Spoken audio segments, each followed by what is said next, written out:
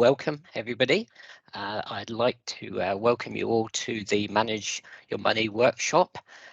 Just a couple of points before I introduce my colleague who's just joining us there as well.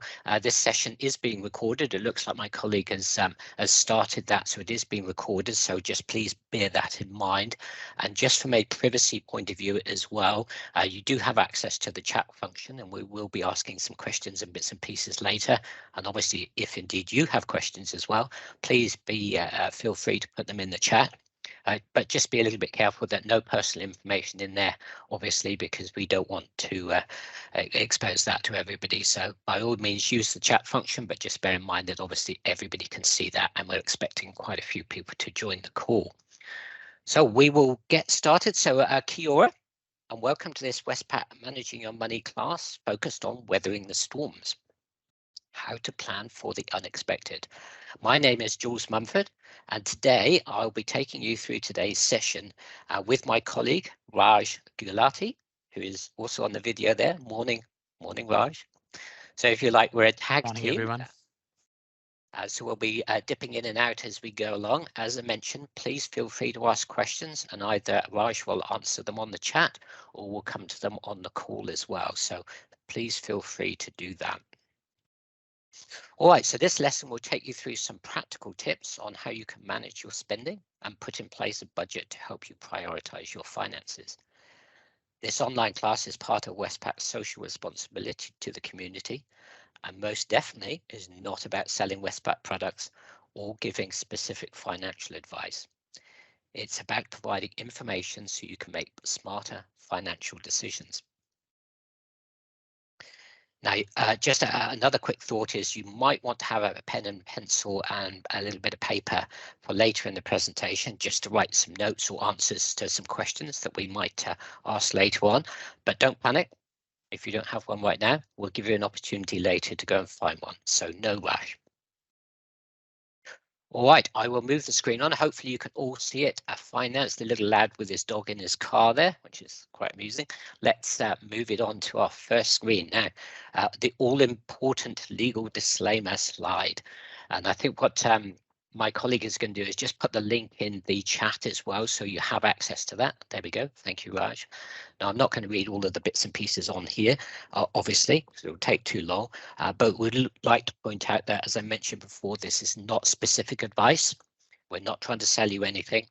And if you do need specific advice, then we would always advise you to go to a registered financial advisor. So just something to bear in mind. But I'll just give you a moment there. There is a link that Raj has put there as well, so feel free to take that one on so you can access it in your own time.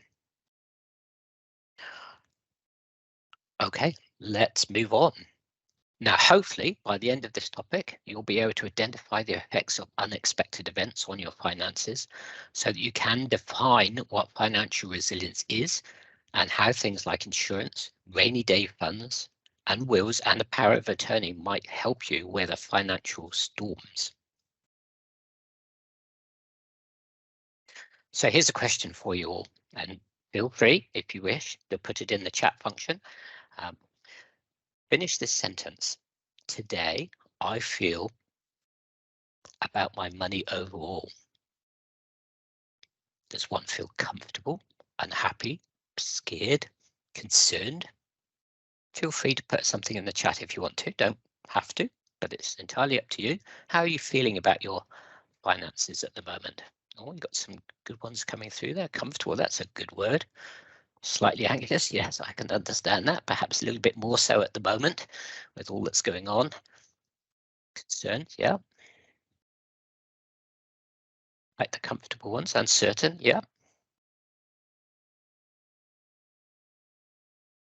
That's a very good point. My money is not my money, it's the bank's. Okay, now I understand.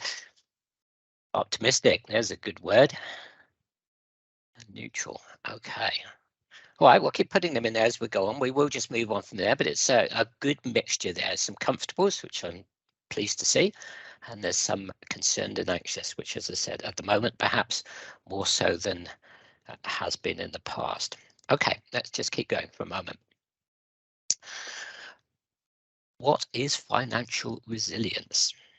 I guess put simply, financial resilience is the ability to get through and bounce back from life events that have a negative impact on your finances.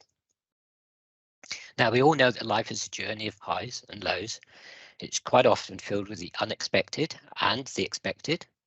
When thinking of our finances, those that can anticipate the lows and the unexpected are better empowered to ride through the roller coaster and have better financial resilience. Practically speaking, it's to have a plan in place for when the unexpected occurs. This may be by having access to another source of money aside from your normal income, and having insurances in place for unplanned events. What we're going to do is we'll just consider a couple of examples of two people facing similar experiences, but with very different outcomes, and arguably who is most financially resilient. Okay, so we're going to meet Ralph first of all. I guess it's the chap on the left there carrying all of the kids. So Ralph is a father of 3 and is the sole provider for his household. He works full-time in a factory as a supervisor, working 40 hours a week, and is working part-time as a bar manager, doing an additional 20 hours a week. His car was hit from the back by a speeding vehicle. Ralph came out of this with a few cuts and bruises, but his car was badly damaged. He had to pay for a fence he crashed into and for damage done to the vehicle. This came to $15,000. Ralph did not have any insurance, so he had to take out a personal loan to pay off these bills and had to pick up even more hours at his second job to keep up with his payments. Right, we're going to turn to Atta next. She's just purchased a Subaru Impreza STI, a bit of a Go Racer maybe.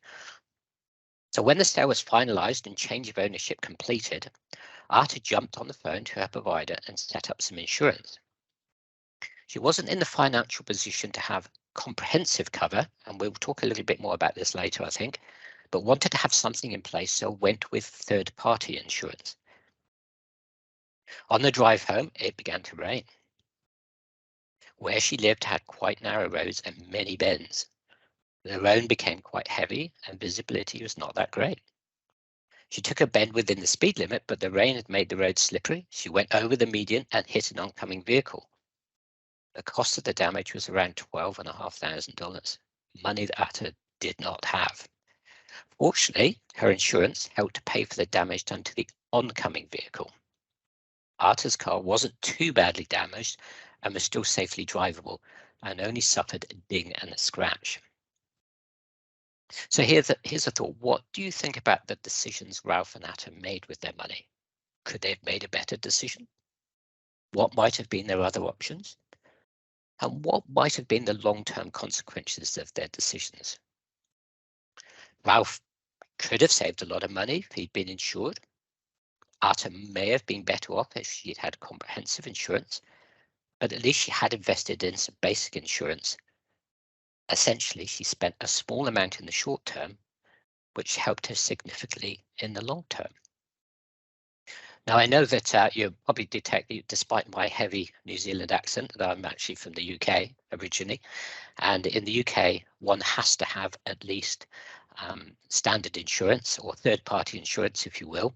Otherwise, you can't actually register your car. In New Zealand, that's not the case. One can buy a car and not have insurance. So any thoughts on that at all, or any thoughts on the little scenario we put out there? Just some thoughts. Anybody got any comments on that? And feel free to use the chat again, guys. Yeah, because with Ralph having to pay and borrow $15,000 to for the car when he had 3 dependents and he's the sole breadwinner for the family, what do you think would be the long-term consequences of that? And for Ada, she bought this car, she paid for it, but when it came to insurance, she only went with the third party. Like, in the scenario, she was lucky that her car was still drivable, still had the warrant. But what if the damage was extensive to her car too? Yep, there's some good. Thank you for that, Raj. There's some good things coming through here. This is my own personal opinion. I'm surprised that we don't have that function here, that at least third-party insurance, because essentially You know, if you're a 17-year-old and you buy a cheap car and then you write off a $200,000 Ferrari or something like that, you could be paying for it for the rest of your life, which is not good. What's the other question? If I couldn't afford insurance, I wouldn't buy the car. Doesn't make sense. That's a good point.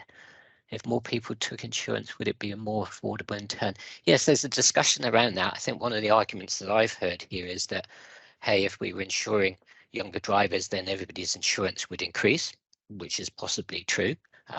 But arguably, that's kind of the point of insurance, to spread the risk amongst more people. But yeah, it's certainly something to think about. I mean, one thing that I've said when I've done these sessions before is that I always think with insurance is that if you can't afford insurance, unfortunately, you are the very person that really needs to have insurance. But we'll talk about this a little bit later, and it's great to see those comments coming through. Full insurance looks like a better option for these examples. Yeah, no, it's very good. And usually there are three things. There's usually third party fire and theft, which is exactly what it says. So third party, i.e. you're insuring against damage to the other car. Fire and theft is obviously if your car is stolen or catches fire and is destroyed, then that's covered. And comprehensive is obviously covering not only the other car, but your own car as well. Yeah, some good notes from Georgina there. There's just one remark from Mark. But Mark, what happens in Atta's case? She was just driving the car from the yard to her home, and she had an accident there. If she was going with the plan to save that money rather than putting that in the insurance, she would have had no savings, and she'll still have to pay for the damage. Like, the bad things, they don't have a time that as to when they're going to happen. They just happen out of blue. I see the thought and I appreciate the thought, but you don't know if it's going to happen in 10, 20, 15 years, or is it going to happen tomorrow? Yeah, that's a good comment. And there's a nice one from Perry there as well. Yeah, no, I can see that, Lauren, as well. I think it's a good point that you make. I mean, we've got a doggy, and I must admit that we literally went to insure, and virtually the next day she got ill, and it cost like $2,000. And as you say, if we'd been putting money aside, we wouldn't have actually had any for that. There is an argument, however, that, as you rightly say, if you put money aside, arguably, would you be better off in the end? Possibly, but as you say, unfortunately, unexpected events don't have a timeline. They can happen the very next day. Excellent. Well, that's a really good discussion. But again, all this is about is just making people think, which obviously they're doing that. With that, I encourage more unregistered cars. That's a possibility. That's a possibility. But then I guess that's down to police checking, etc. But certainly in the UK as well, what it used to prevent as well is that because you had to have insurance, then younger drivers couldn't have very fast and powerful cars because they couldn't insure them, because it was too expensive to insure them. Therefore, they couldn't have the car. Unintended consequence, maybe. But anyway, let's keep going. But great discussion. It's so great to get people's opinions on these things. So we'll keep going for the moment. So protecting what's important, insurance and wills. Let's spend some time to have a look in a little more detail at the benefits of a backup plan, insurance and wills. I do the money aside for my pets. Yeah, that's, oh, okay. Bad experience with pet insurance. Well, so far mine's been good, but yeah, take your point there. Okay. Nobody expects the worst to happen, but it's important that you protect yourself against unexpected events. One of the most common ways we might be able to protect ourselves is through insurance. So what are some things that can impact you financially when things go wrong? Any thoughts on that? I mean, obviously we just covered the car one. That's a big thing. Any other things? My trust fund kitties. That's good. That's good.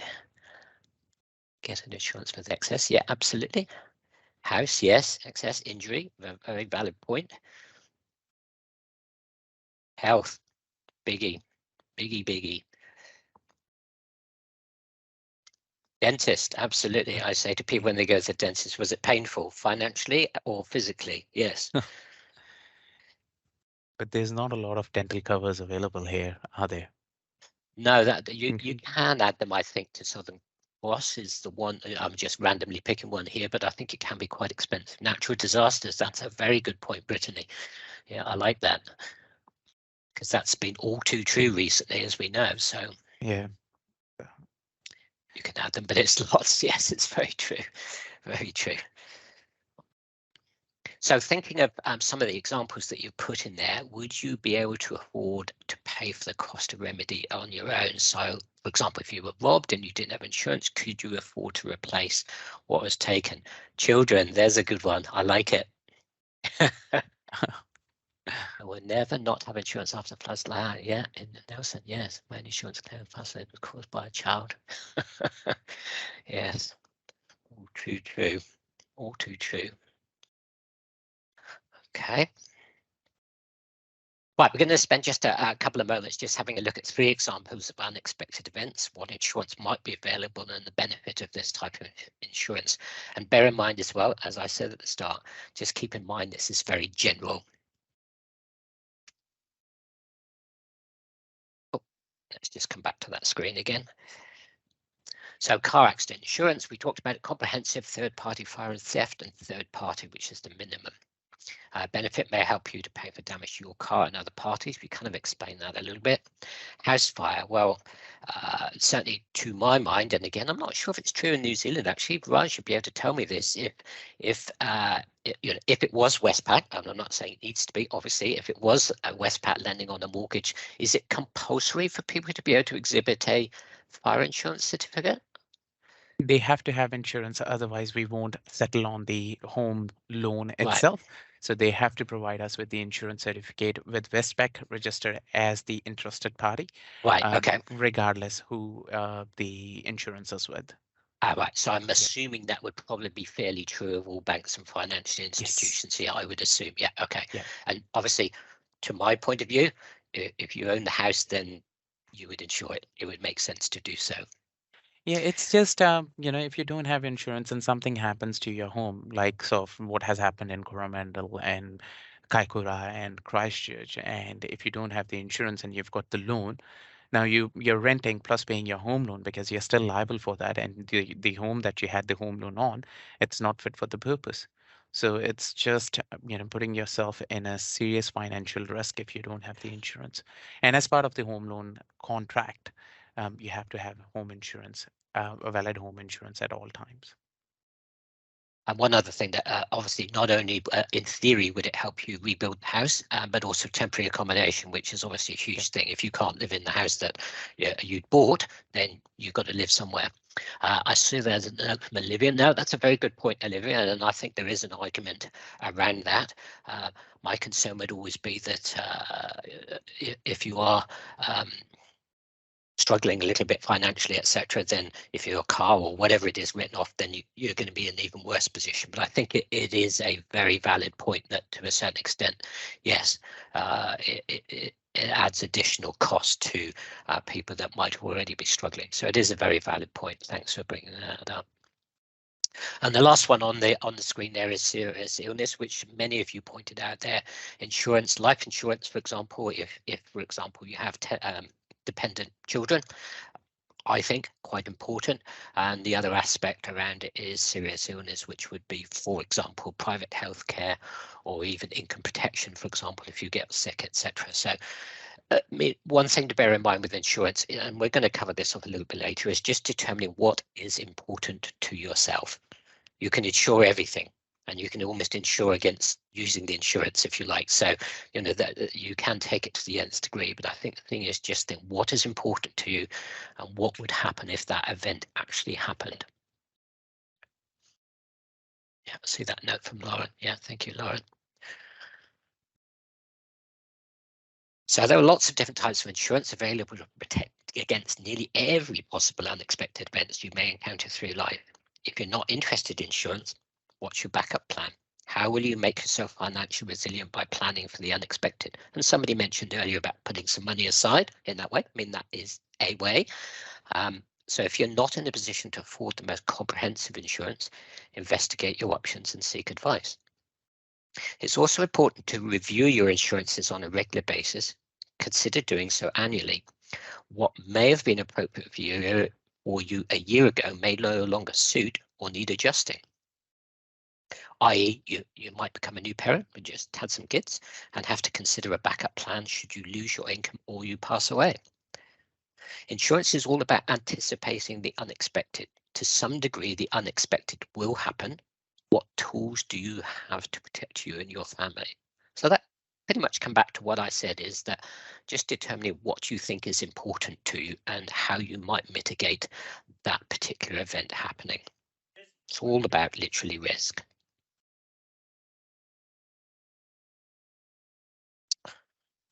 So when it comes to deciding what to insure and what not to, this is what we were just talking about, it shouldn't really be a decision solely based on cost. We need to weigh up the risk of not having insurance against the cost of buying it.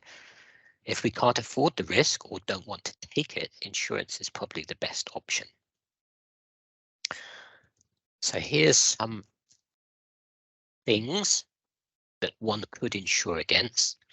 And just take some time to think about the things that you value most in your life. Up on the screen now are some ideas what you could do, and this comes back to our pen and paper, and we will hopefully be using it again in a moment, but rate on the screen in order of importance. You don't have to put it in the chat, this is just for yourself, but what's most important to you?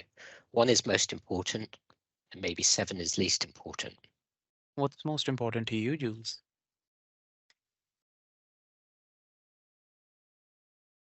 Well, things that, you know, as I said before, I think that I guess it's protecting what you have. If you have your own house that you yourself have bought, then to me that makes absolute sense to insure that. A car, depending on what type of car it is and what value it is, I would certainly want to insure in case I hit somebody else's car and I don't want to have a $100,000 bill or something other for the repair to the car. I'd want to definitely cover that. Yeah. If I personally don't have any kids, but if I had young kids and if I was to pass away, I want to ensure that there's some money there to help my partner or whoever's going to be looking after them. That would, to me, would be important. Yeah. And health is very important. But again, it comes down to priorities. Yeah. Most people can't afford everything. That's the simple fact of life. So that's what this little exercise is about, is deciding, okay, if I can't afford all of these things, what is most important to me? Life insurance generally is not that expensive because obviously it is only paying out if you were to pass away. So generally life insurance is not usually hideously expensive if you're relatively young. And a non-smoker. Yeah. Income protection insurance tends to be, by the very nature of it, relatively expensive. Car and house insurance, well, they just are what they are to a certain extent. But anyway, there's just some thoughts there. I mean, there may be some situations where you've got a no next to something you rate as quite important. And what's the impact on this if you haven't got insurance in place? So just something to think about. It's not something you need to put in the chat or anything, but as I said before, this is all about just getting people thinking a little bit.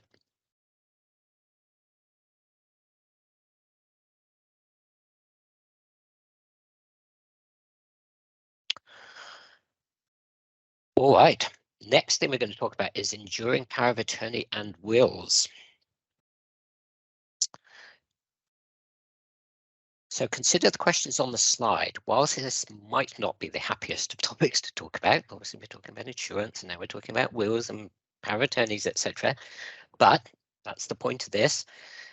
While this not be the happiest of topics to think about, we all know the circle of life. Well, it nearly gets me singing there, but I'm not going to do it. And these are questions we should ask ourselves now while we are still healthy and able to make our own decisions.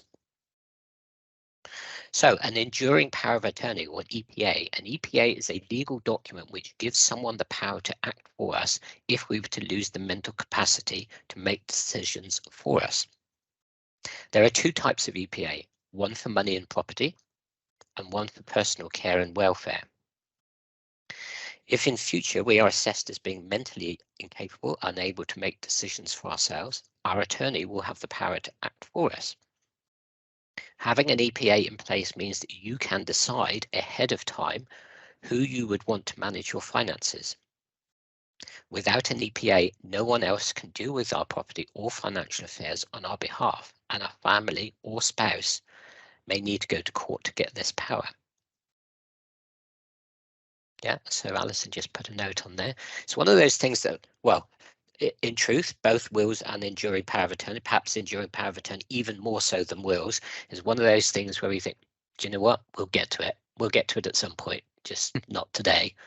Because I'm just updating mine at the moment, actually, and it's a strange experience. You're kind of thinking, okay, well, if I wasn't here tomorrow, what would happen to this and what would happen to that? It's, yes, it is a little bit sobering, but it is something that we should be doing, especially if you do have kids as well, I think. So wills. I think most people know what a will is, but a will is a legal document which sets out how you would want your property to be dealt with following your death. It can also include instructions for a funeral and who you want to care for your children. If we don't have a will, the law sets out who will receive our property, and this may differ quite widely from what you would have wanted. Now, fairly obviously, every individual circumstance is different. Therefore, you should consult with your lawyer or community law centre to discuss what is best for you and for next steps. Yeah, I was taught young lawyers have a will, it can be done free of charge. Yeah, it can be, yes. And even if you actually go to somebody to get it done, it's usually not hideously expensive, actually. Maybe a silly question, but a will covers other things than just your property and your children. It can cover a whole range of things, not just your property and your children, other assets. What are your, how do you want your assets to be dealt with, your last rights? It can have n number of things in there with the wills. If you go to any lawyer's website, you can download the form, fill it up for free, and then the lawyers get in touch with you to have just to sign them, and they take care of the estate after as per your will, once you've passed away. So it covers a lot more than just children and property. And wills can be as relatively simple or as complicated as you want them to be. Obviously, the more complicated you make it, potentially the more cost to actually create that will in the first place. Simple ones are usually relatively inexpensive. Karina's asked a question here. Do you need an EPA if you have no assets, late 20s, no dependents? Okay. Any thoughts on that, Raj? I've got a couple of thoughts, but... With the EPA, Karina, it's not just about your assets and stuff. It could be about your personal care and welfare as well. So if you are not in the mental capacity to take the decisions for your assets or your money sitting in your account, if anything unforeseen happens, knock on the wood, but then who would you want to act on your behalf? Again, the bad things happen and they don't have a timeline, unfortunately, and it's never too early or never too late to get into EPAs and bills. So I think just to add to that, Karina, as well, that I think you state there, if you have no assets, late 20s, no dependents, etc. So arguably, maybe an enduring power of attorney in this circumstance is probably more important than the will, because obviously the will is about assigning any assets that you have to the people you want to have them, whereas an enduring power of attorney, unfortunately, as we know, issues can happen health-wise at any age, so therefore, arguably for yourself, maybe that EPA is the more important one of the two. But yes, you're right to question that a little bit. Alison's got a question as well. What happens to your estate if you don't have a will automatic to your parents or kids? I think it depends on your actual circumstances, whether you're married, with a partner. I don't know. Can you talk to that at all, Raj? I'm not sure we've been asked that one before. The public trust takes over your assets, and then there are a whole lots of complication. If there's a property that needs to be sold off, public trust will take that over, and they'll sell it on the behalf of the family, and then divide up the money. And it just it is a complicated thing. I'll put in the chat the link for the public trust that'll give you more information around this. Yeah, looks like somebody's already, Kara's put some notes in there as well. That's great. Thank you for coming through with these. I heard about another question here. I heard about trust, so what you guys recommend, will or trust, and what's the difference, please? Well, trust has certainly been in the news of late, haven't they, one way or t'other?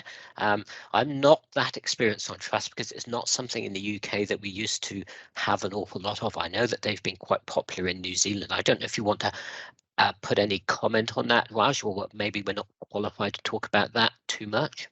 I don't know the cost of it. I'm so sorry, Holly. It is something that you'll have to speak to a lawyer about, unfortunately.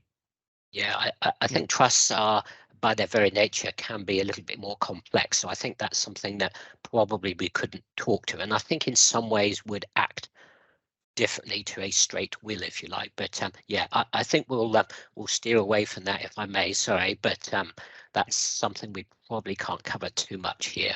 But some great questions coming through here and notes. Thank you for that. But certainly something to think about. Not pleasant and weird, actually, but I think what many people will find is when you actually think, okay, if something had happened to me tomorrow, bearing in mind, especially if you own your own house in New Zealand, houses in New Zealand, as we know, are expensive, suddenly you can think, blimey, if I wasn't here tomorrow, that's actually quite a lot of money, potentially. So think about where it would go. Interesting experience. Now, there are places that can help. I'll just click on here. So sorted.org.nz. This is one I always recommend on these the workshops or chats that we do, because that is an excellent site for all sorts of things, whether it be budgeting, mortgage, savings, wills is obviously what we're talking about here today. But Sorted is an excellent site. It's not trying to sell you anything at all.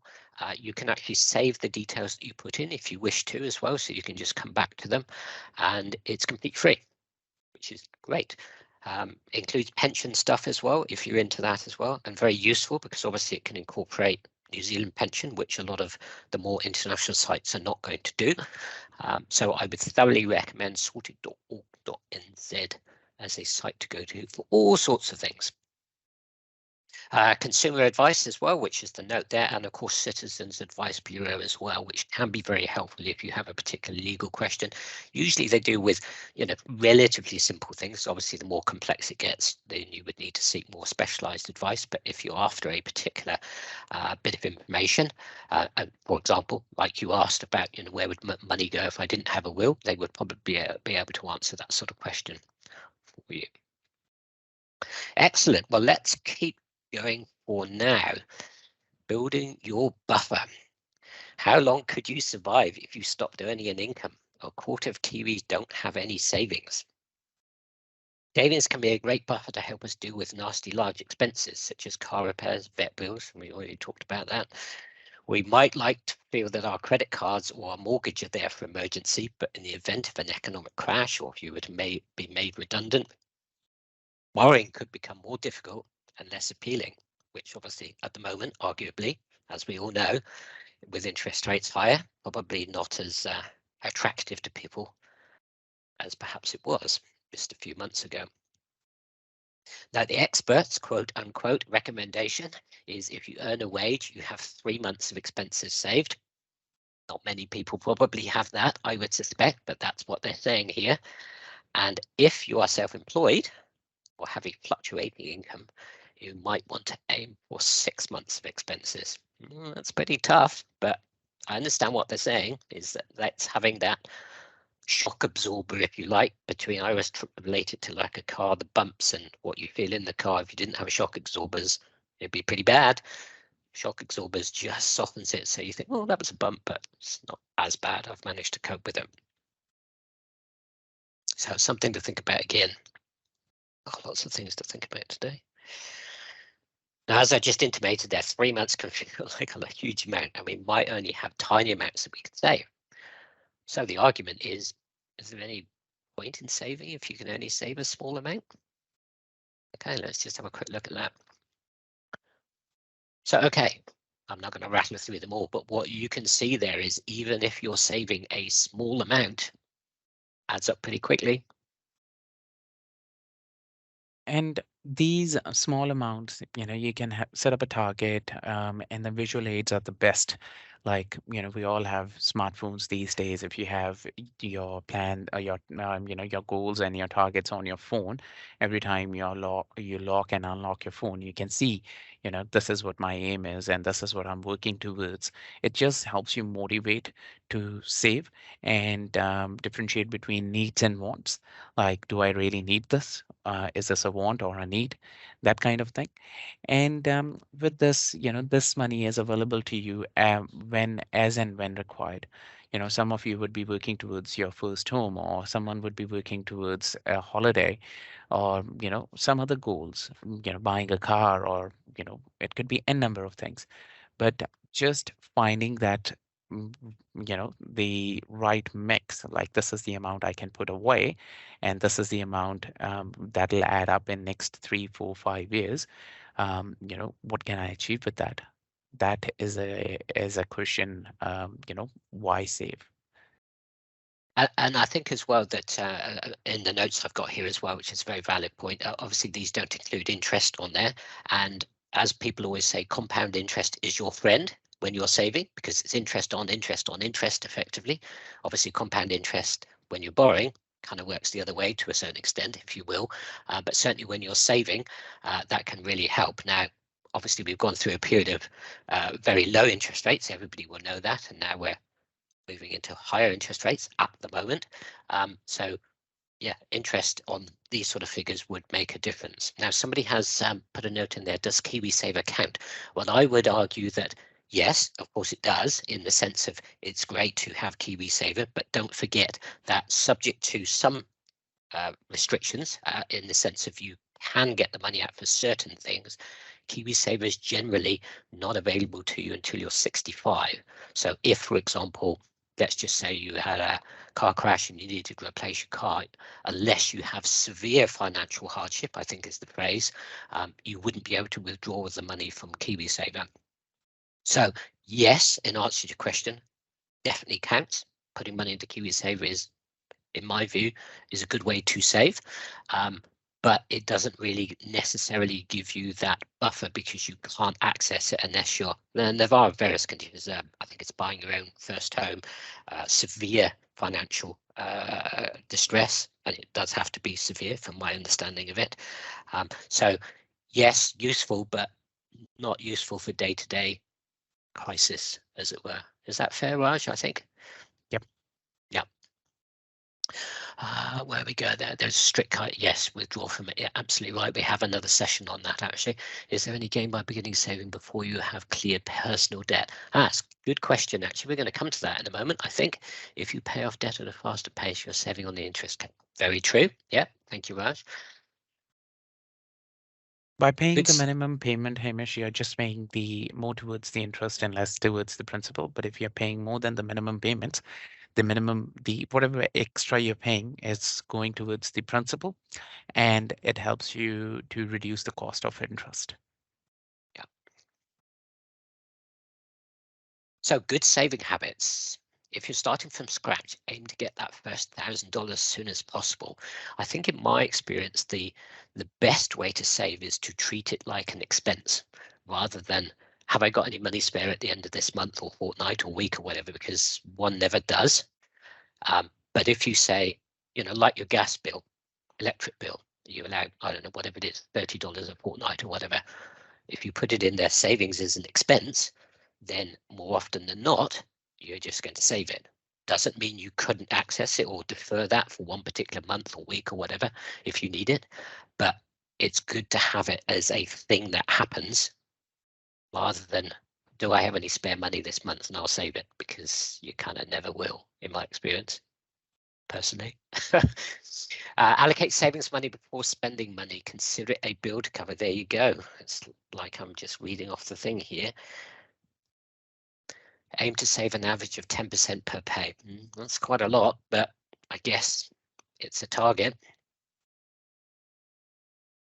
Separate your savings from your spending money. I mean, one tip that I would give, and I've used this for quite some time, is that what I tend to do is, and again, it's not a very banking type of thing to do, but I allocate myself a little bit of spending money and actually take that out in cash each week or fortnight or whatever it is. And then I kind of think, well, if I spent it, then that's it for that fortnight type of thing. Whereas if you're just doing it on your EFTPOS card or credit card or whatever, you kind of never know where you are. So I've always found that quite effective, that you say, okay, I'm going to allocate myself X amount per week, per month, or whatever it is. This is my walking around, spending money, coffee money, whatever you want to call it, so that you know, okay, it's all gone for this week, so I can't go out and have a burger or whatever it is that you want to do. So it's just something to think about. So if you don't have any savings, getting that first 1,000 is a huge, important milestone. It decreases financial stress significantly. If you know that you've got $1,000 over here, so that if something happened, I don't know, your electric bill was much higher than it was, or something went wrong with the car, you've got that shock absorber to enable you to get over that bump. So things you could get going, sell things on TradeMe. I know that I'm very keen on that. I look at things and think, do I need that anymore? If I don't, then sell it, put money aside, make sure it's being used. I pick up extra work, e.g. babysitting, doing odd jobs from papers, etc. over time. Cut back on spending. Don't buy lunch for a couple of months. Cancel subscriptions that don't offer much value. Yes, I did see a thing the other day about subscriptions, particularly streaming subscriptions, that, or actually subscriptions in total, that people generally are spending an awful lot on subscriptions now. So just worthwhile looking at it and thinking, how much am I actually spending on subscriptions, whether it be streaming or whatever, Spotify or whatever. Yeah, the Go on, top tip around that is, if you have got multiple subscriptions, you're not watching all of them at once. So you can have one, like Netflix 1 month, Neon the next, and then, you know, Disney the next one, so on and so forth. That way, you're not paying for all of those, you know, all together. You're just paying for one subscription per month, and you can just sign up, pay for the month, cancel it right there, and then you'll have the access for 1 month when you've paid for only 1 month. And then, you know, you're saving a lot of money for yourself. And the other good savings habit that I always you know, always mention in these kind of settings, and I've always practiced it as well, is I set up an automatic payment to an account which I cannot see on my internet banking. So I see that the money is going out of my account and it's building into another account, but I can't see that account. So if it's $20 per week, I know by the end of the year, I would have about $1,000 plus interest sitting in there. And then if I'm going on a holiday, or, you know, if I need to get my tires changed on the car, I can just ask the bank, hey, listen, can you link that account to my internet banking, use that money, and then, you know, rinse and repeat. So that has worked really, really well for me. Yeah, that's a great tip, actually. I see Lauren's put in there, just get a Nintendo and cancel them all.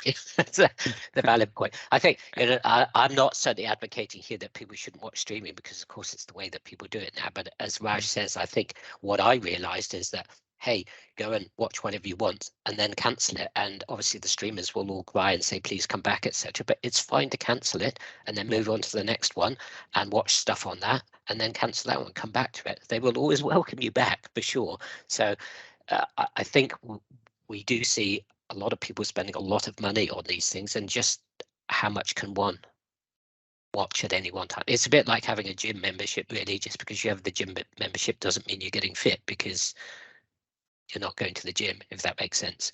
So just something to think about. It's that money that dribbles away without even realizing it. So good tip from you, Raj, and yes, get a Nintendo or PlayStation. That's probably a very, very valid point. I think we covered most of the bits and pieces on here, but it says, finally, it's important to remember that your savings are different from your spending money. Don't view your savings as just another source of money for those new knickknacks. Savings, especially savings for an emergency, should be set aside in an account. Raj made a good point, maybe that you can't even see, should be set aside in an account that you won't be tempted to access. Some people choose not to include their account in their list on internet banking, Raj mentioned that, or to have it even with a different financial institution to their main banking. It's about knowing yourself and indeed removing temptation. It's like when you see something, I've got to buy it, I've got to buy it.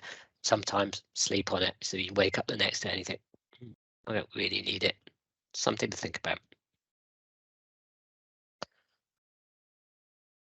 Right, now I think that yeah, we've had lots of questions about this actually, and we are going to do a little section here on dealing with debt. So we'll just run through this because I think this will hopefully answer some of the questions, or at least promote some debate.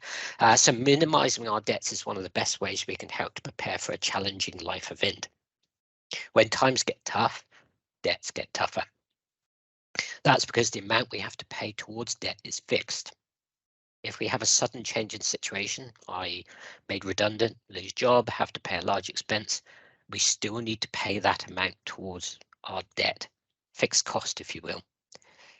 However, by paying back debt as fast as possible when times are good, we give ourselves a bit more breathing room for when times are tough.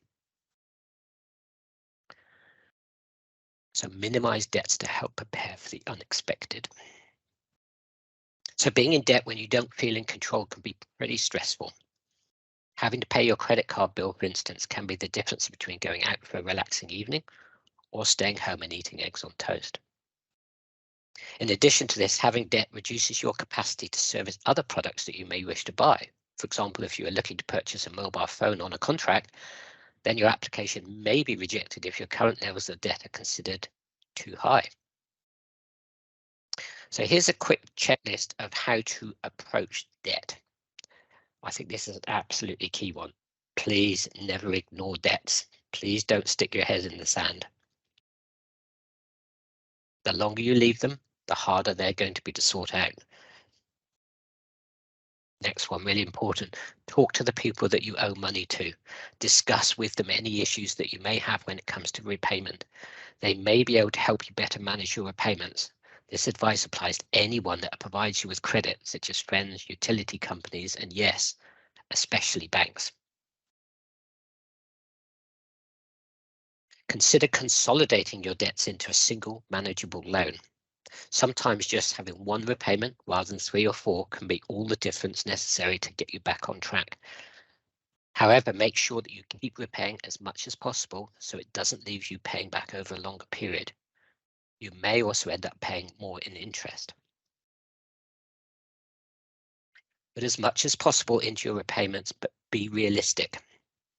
For example, don't put all your available income into repaying your debt now, if by doing so you make it difficult to pay for all of the things you actually need, such as your rent and weekly groceries.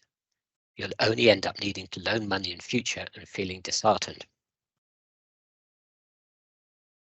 Consider using your savings to repay your debt, especially if the debt is crippling you now. After all, you will be generally paying much more for your debt than you will earn in savings. There's usually that disparity. Most people know that, I think. And any interest you earn on your savings will be taxable as well, as we know. And finally, talk to someone who can provide financial advice in this area. A financial mentor is like an independent money coach, if you will, is a great choice. I was a loans officer back in the UK for a while in the bank, and I used to see some horrendous stories of people coming in that if you ignore money that you owe and stick your head in the sand, invariably it makes it an awful lot worse. Consolidating debts, we found that to be quite effective for people that, let's say they've got, I don't know, bits and pieces for credit cards and all the rest of it. Consolidating into one debt, usually at a lower interest rate, can really help, but only if the people then stop spending the money that created those debts in the first place, if you see what I mean. Otherwise, you're just going to go round and round in circles again, but that can be very effective. But I think one of the key messages, and I'm sure Raj will back me up on this, is please talk to the financial institution, whoever you're borrowing money from, so that they know what's going on. Ignoring it will never make it better. And most financial institutions, if they are in inverted commas proper financial institutions, will always work with you, because ultimately, what do they want? They want to get their money back. And the best way of doing that is to working with you to ensure that you're able to repay the money. Raj, did you want to add anything to that? No, I think you've said everything. The consolidation works like a charm. If you've got multiple credit cards or personal loans, and you're paying interest left, right, and center. Because if you do consolidate, I know there are lots of organizations out there who would do it at a cheaper interest rate for you, and that would also mean you'll have only one repayment to manage rather than managing 4 or 5 repayments at higher and different interest cost. So speak to your financial institutions if you are in that situation where you've got lots of different debts, and try to, as you are paying the debts down, and if you don't want those credit cards or store cards, try to lower the limits as you are paying them off. That's another tip, because once you've paid $500 and you reduce the limit down, you know that you can't spend that money again on that credit card. And if you keep doing that, if you keep practicing that, in no time your credit cards will be paid off, and you won't have big limits to worry about. I mean, one other thing I would say on credit cards, I mean, I work for a bank, so I can't say credit cards are bad, because of course they're not. They can be extremely useful. But what I've often found as well is that if you buy things on credit card and you actually have the money for them, but it makes sense to put it on credit card for all sorts of reasons, rewards or insurance or whatever it is, have another account where you transfer that money into. So that's your bill account, if you like, so that you're covering the credit card. So when you get your credit card bill, if it's $1,000, you think, in my bill account, I've actually got $900 towards it because I've been putting the money aside to meet that credit card bill. So you're not suddenly getting a credit card bill of $1,000 and thinking, where does that money come from? So fine to put things on credit card, but use it as a method to make it easier for your life, not as because it can be expensive, as you know, for making payments for things that you actually don't have the money for, if that makes sense. So just another thought. Certainly has worked quite well for me. Now we're just going to come to the other bit, which I think possibly answers the question that was asked earlier, actually. That really, I guess there are two common strategies for getting rid of debt, and I hadn't heard of it called in this way, but avalanche and snowball. Both of these methods work when you're covering off the minimum repayment and have extra money available to add to the repayment. So what does avalanche mean? So avalanche method will be the cheapest by paying off the highest interest loan first. You will pay less money in interest. Makes sense, absolutely. However, some people prefer the snowball method because you have the psychological win of paying off a debt sooner, so you can stay motivated to keep paying back your debts. So the way that I would see it is that you might have a larger loan, for example, which potentially, let's just say that you're paying a higher interest rate. Would it make more sense to pay the money into that to get rid of that first? Maybe, but equally, if you've got lots of little itty bitty debts, for example, which maybe, let's just say they're less interest, psychologically, for me, I like the idea of getting rid of those itty bitty ones first, and then you can really attack that big one. But again, it's a mindset thing. I don't think either way is right or wrong. They're just saying there are two ways of attacking it. Financially, you're going to pay less interest if you obviously repay money on the loan that's at the higher rate. But the snowball method of getting rid of maybe, let's say, some little itty bitty debts that you owe, psychologically you think, done that, well, I'm going to attack the big one now. So two thoughts on that one. Raj, I don't know if you had any thoughts on that at all. No, that's pretty much. You've covered it all. Yeah.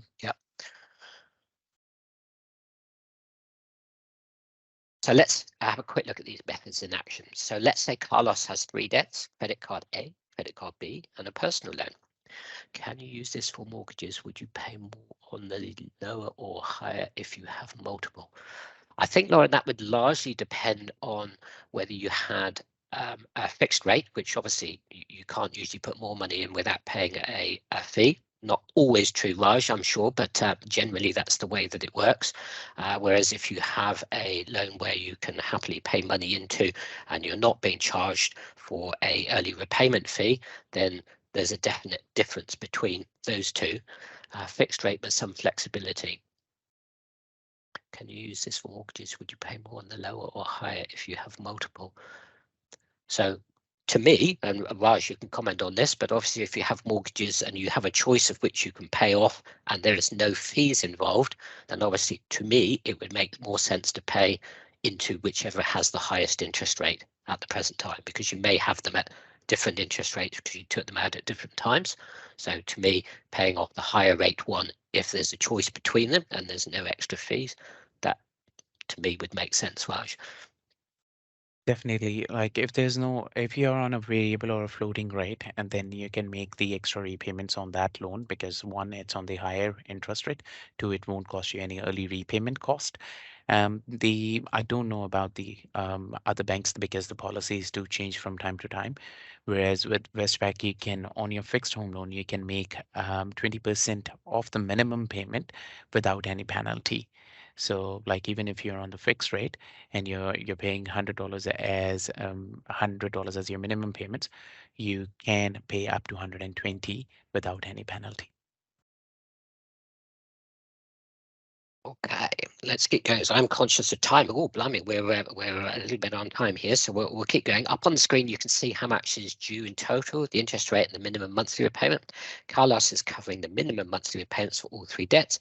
However, with the review of his budget, he's found an additional $40 a month he wants to put towards his debt. There you go. Oh, I'll just come back to that slide, just to let you see that just for a moment.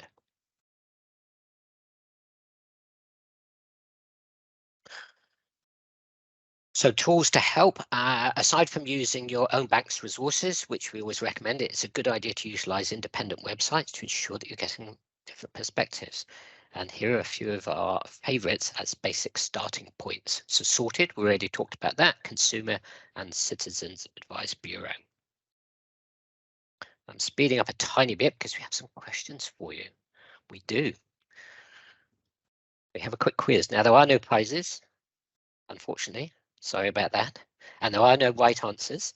And this is where your pen and paper might come in handy. So you don't need to put it in the chat. But what I'd like to do is, as you're going through, it says here, ask participants to put responses in the chat box. Well, we won't do that essentially, but we're going to ask these questions here and you can answer A, B, C, or D. So if you just write them down, I think, well, I don't know how many we've got here, but 7 or 8, something like that. Just write down A, B, C on your own piece of paper. And then at the end, we can reveal what that might mean. So building a buffer, I have an emergency fund of at least 3 months expenses set aside in an easily accessible account. A, I have some money set aside for emergency savings.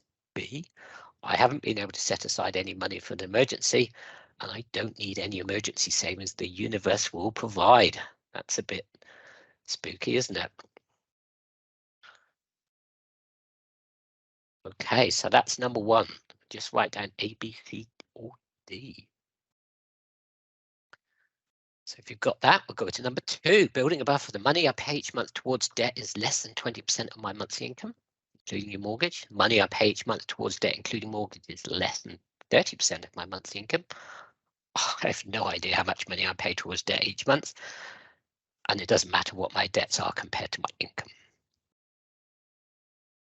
What would be your thoughts on that one?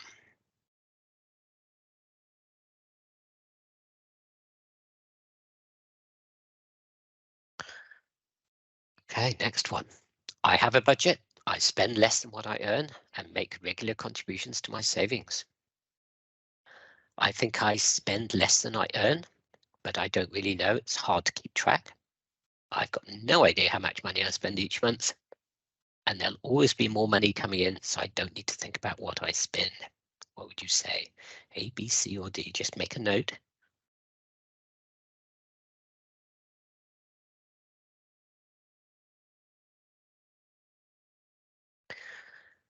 I have insurance that would replace at least half my income if I suddenly couldn't work. I have some insurance, but I'm not sure what it would cover. I have no insurance and it worries me. Who needs insurance?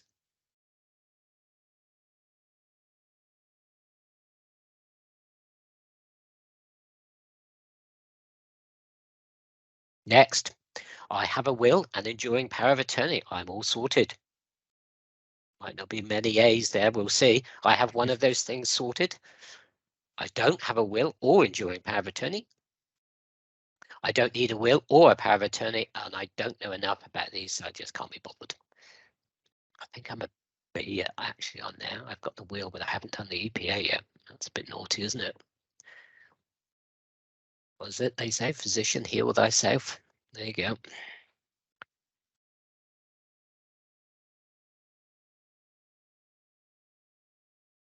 Next, I have a life insurance policy that protects my dependents if I pass away.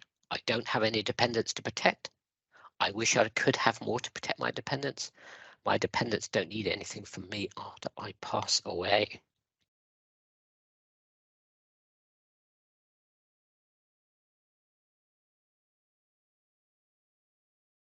I have several close friends and family who could help me in an emergency or crisis. I have close friends and family, but I would feel embarrassed to ask for help in an emergency.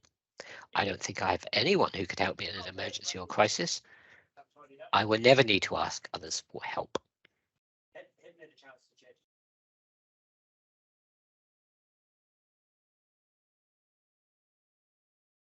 I know what government and non-profit agencies could assist me if I was in need. I sort of know what agencies might be able to help in need, but I would need to search for more information. I have no idea what agencies could help me if I needed, and I will never need a handout from the government or charities. Nearly there. I think we've got 1 or 2 left. Okay, this is interesting. I am a glass half full person and organized. I try to be positive, but sometimes my finances stress me out. Thinking about finances makes me worried. My emotions do not impact my finances. So what I'm hoping is you've got a little list in front of you, hopefully on your bit of paper there, with lots of A's or B's or C's or D's, or a mixture thereof. So the next screen, and as I said, there are no right answers to this. This is just get people thinking. Just move that out of the way. I think it would disappear in a minute, that one. So at the very top, if you've got mostly A's, awesome work. You're taking the right steps. You're well prepared to weather the financial storms that may come your way. Have a look at any items where you selected B, C, or D. These may be areas where you can look at taking the preparations to the next level. If you've got mostly B, on the right path, good work, making progress to protect yourselves. Have a look at any A answers to see what could take your preparations to the next level. Mostly C, take a breath, make a plan. You might be worried about your finances, but now is the time to take action and prepare for the future. To help yourself weather any future financial storms, pick 1 or 2 areas. That's what I said, prioritization, to take the first step. This could be just saving a small amount each week towards an emergency savings fund, exploring all insurance options, or focusing a little bit on paying a little bit extra for high interest debt. Now may be the time to talk to trusted family or friends and or your bank or financial institutions for more tips and tricks for making changes in the future you want. Mostly D. Bit of a time for an attitude check. You may think you have all the answers, but it is important to think about the risks we face in life and what could happen if you don't prepare for them. There are many things out of our control which could have a major negative impact on our finances, such as natural disasters, and unfortunately we've seen many examples of that just recently. Accidents, serious illness, redundancies, and more. By taking action to prepare for the financial storms, you will be in a better position to weather any inevitable bumps in life. Just think about that shock absorber analogy. Bumps in life will happen. It's just they will. What can you do to protect yourself on them and prepare for them?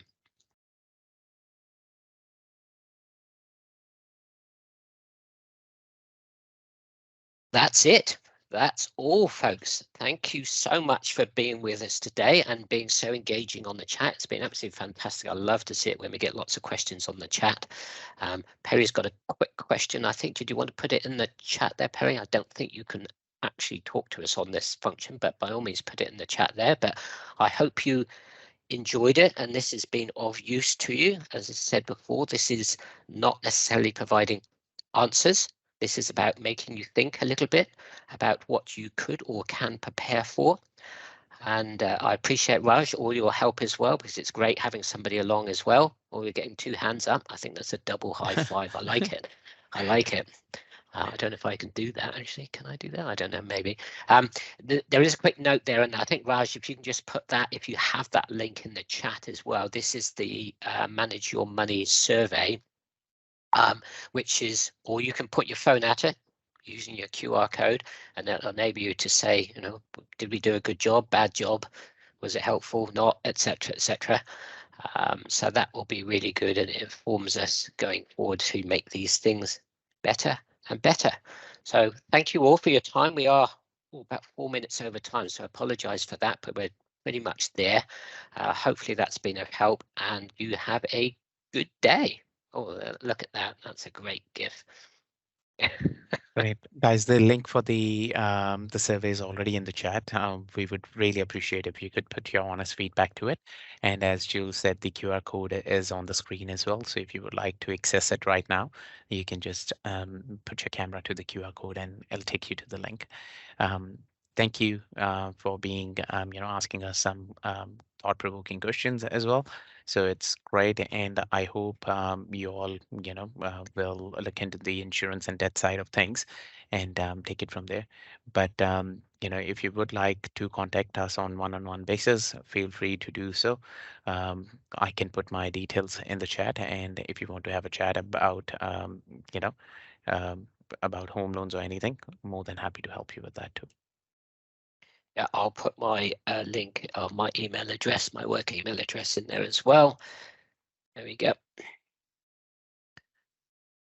Thank you all. So feel free to drop off. We'll just hang here just for a moment, just to ensure that you can all disengage from the chat fine. But thank you for your time. Much appreciated. It's always great when we have all of that feedback.